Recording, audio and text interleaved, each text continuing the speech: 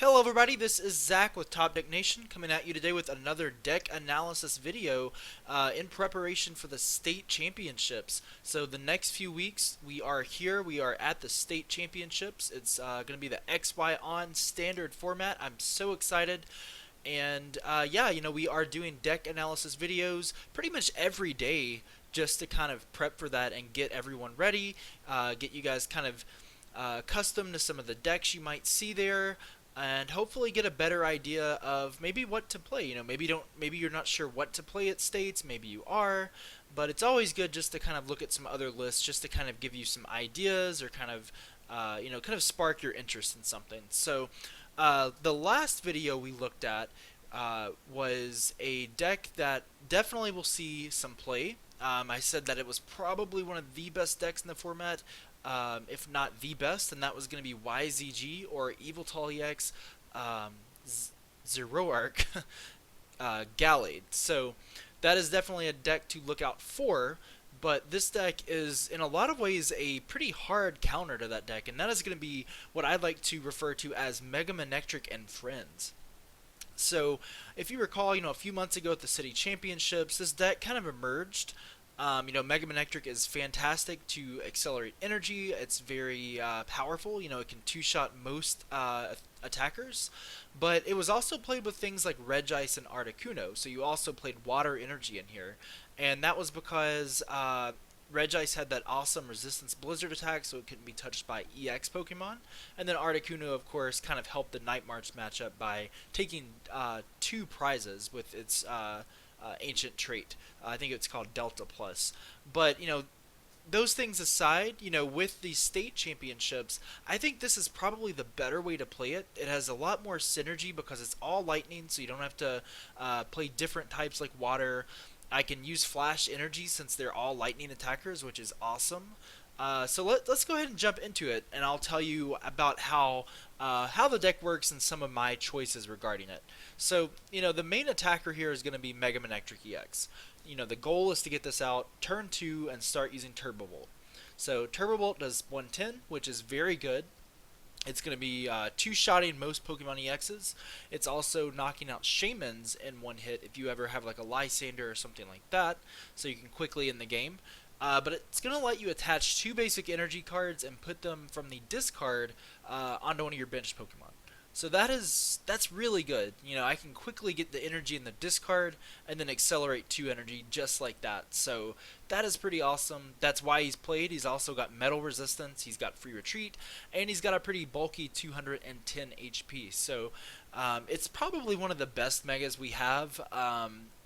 Arguably it's probably the best mega.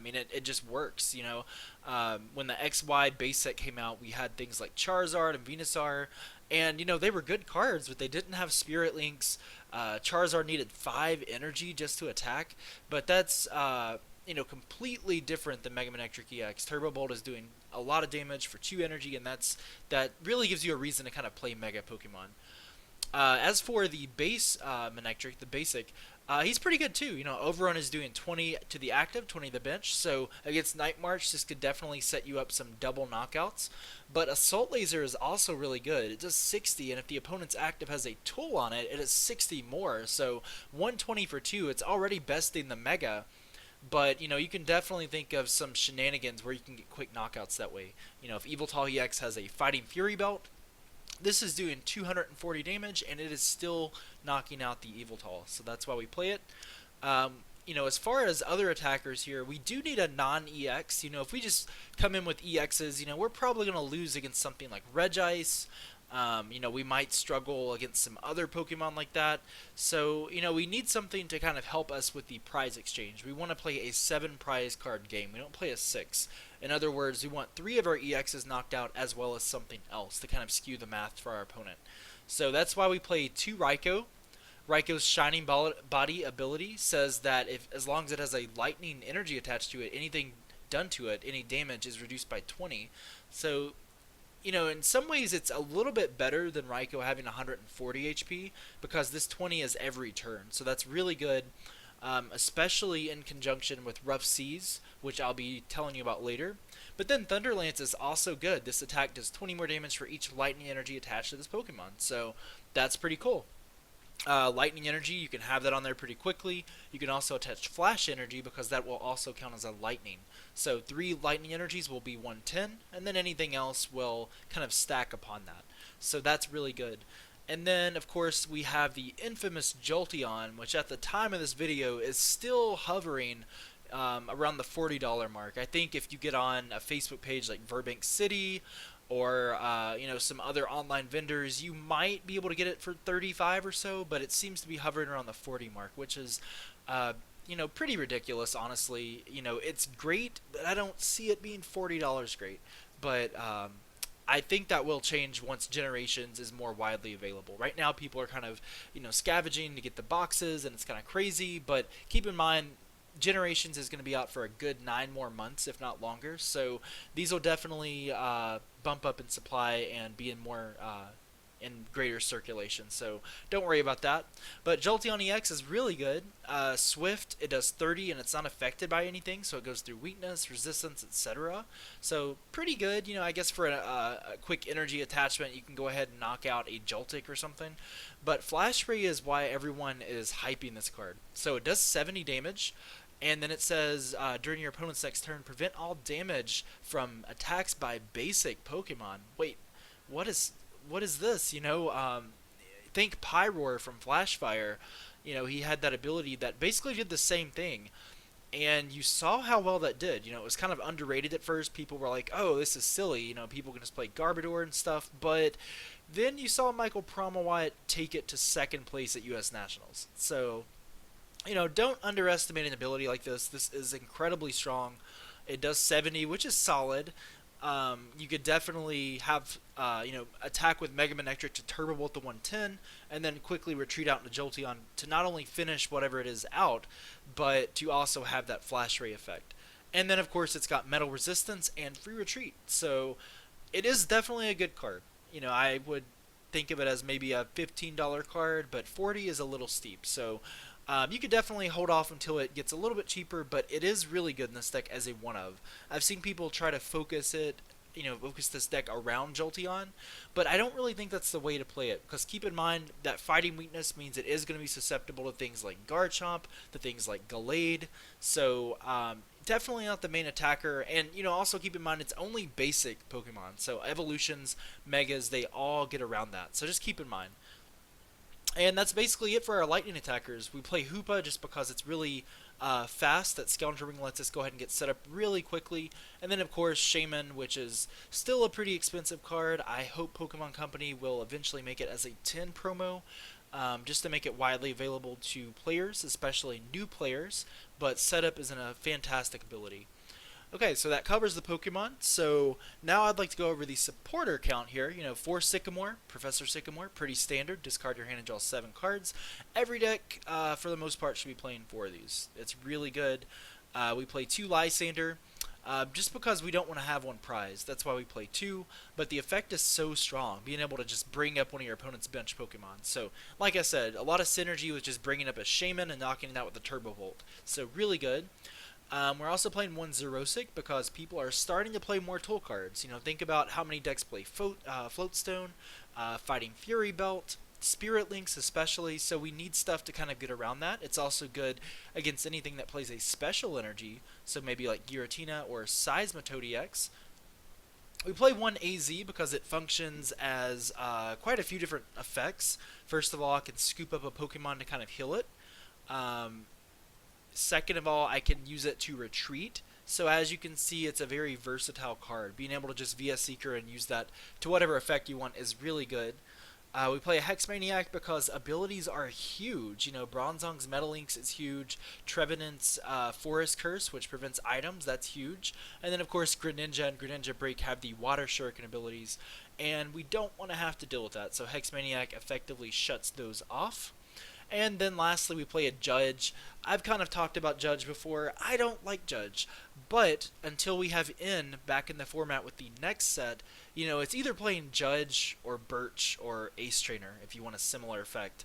And frankly, I think Judge is probably the best option because it's a nice balance. It's disrupting our opponent and it's also letting us get 4 cards. So I think it's what we have until N comes back into the format. So those are our supporters. And then as far as our items go, well, actually, before I jump into items, we do play 4 Rough Seas for our stadium. I know what you're thinking, 4 Rough Seas, do we really need that many? And the answer is yes. If you've been looking at some tournaments and things like that, you will kind of notice a trend where people are playing at least 3 stadiums now. So we really need to win the stadium war. For example, against Trevenant, they play 4 Dimension Valley. That typically is a lot of stadiums. That means it's always going to be out, which helps them. So I need something to not only counteract it, but to also continuously heal 30 against that Trevenant matchup, which is very scary, by the way. So that is why we play Rough Seas, 4 of them. And then as far as items go, a lot of this is just consistency stuff, guys. We have 4 Ultra Ball. That is pretty standard to get any Pokemon out, especially Hoopa or Shaman early game. We play 4 Trainer's Mail because this lets us kind of speed through the deck. Like I said, we don't have N, we don't have any other supporters that really provide that consistency, so this is what we have to work with, and it's very good. We're playing 1 Super Rod just in case some of our Pokemon get knocked out or we have to discard them early like Mega Manectric. Another plus side is that it also lets us get back energy, so if you've had to discard a ton of energy and you're having a bad setup, or it's just late game, that is your go-to card. And then, of course, Startling Megaphone. I can't say enough good things about Startling Megaphone. I think a good split would be 1 Megaphone and 1 Xerosic, just to get that ideal kind of balance. But let's be honest here. So many decks play tool cards, and we need to knock them off. I don't want to have to waste a supporter to knock off a tool card. Not always, anyway. So we need Megaphone to effectively get rid of those items. And the good thing is that a lot of people aren't really expecting Megaphone. They think that it's kind of a format where people don't play it. So we definitely need to play one at this point in the format. Okay, just a couple more. 4 VS Seeker, pretty standard, like I said, lets you get a supporter, helps consistency. 2 Floatstone, because if we retreat, if we have something stuck in the active like Hoopa or Shaman or Raikou early game, that's really going to set us back a turn or two. So we need Floatstone to just go ahead and retreat out, get the Turbo Bolt, and hopefully start kind of attacking from there. And then we played 3 Spirit Links. You can definitely max it out at 4 for maximum consistency, but I think 3 is pretty standard. I think 3 is enough because through Trainer's Mail and your supporters, you should be able to draw into these relatively quickly. And then we play Battle Compressor because not only does it let us get rid of energy to power up Turbo Bolt pretty quickly, it also lets us get rid of one of supporters like our Judge and Hexmaniac and Xerosic and AZ. So otherwise, we wouldn't really draw into these cards very often. So that is how we kind of speed that up pretty quickly. And then the last card, which I think is one of the best additions from Breakpoint, is going to be Max Potion. And Max Potion is awesome, and it lets you heal off all damage to one of your Pokemon if you can discard all the energy attached to it. So that's great if you don't have energy, but it is a bit balanced because you will have to discard all the energy on it. But that's fine because we can definitely accelerate it right back on the next turn with Manectric's Turbo Bolt. So, one option you might do is actually have 2 Mega Manectrics out and basically keep alternating them. Just heal 1, retreat, attack 1, attack with 1, and then just basically rinse and repeat. You can also do that with Rough Seas as well. So that is the deck, guys. I think it will be one of the best decks to play at States. You might see a lot of it. And oh, I forgot to go over the Flash Energy, it looks like. My apologies. Flash Energy will give your Lightning Pokemon no weakness, so this is really good against things like Gallade. Otherwise, you would be really struggling against Gallade, so I played 3 just in case we go against those matchups. But anyway, guys, this is the deck. I do recommend testing it. Tweak it to your liking. This is just a foundation, so definitely tweak it. Be creative, guys. But definitely leave a comment on how you feel about this deck, or if you think it needs some changes. Be sure to like and subscribe to our YouTube channel, and also like us on Facebook. Show your support. Without you guys, Top Deck Nation would not exist. So feel free to feel free to donate. We do have a donations page now. But yeah, that's it, and I will catch you guys in the next one, hopefully with more deck profile videos for state championships. So I will see you later.